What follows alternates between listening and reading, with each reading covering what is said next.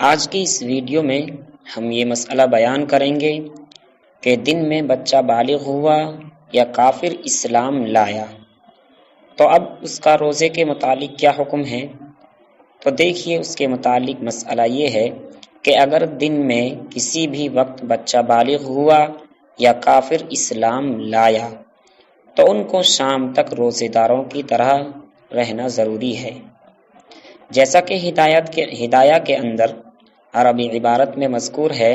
کالصبی اذا بلغ فی بعض النہار واسلم الکافر یجب علیہ الامساک بقیۃ اليوم۔ اس عبارت سے معلوم ہوا کہ جب بچہ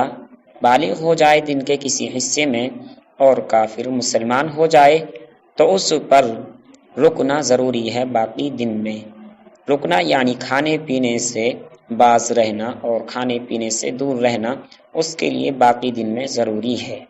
تو معلوم ہوا کہ جب بچہ بالغ ہو جائے یا کافر اسلام لے آئے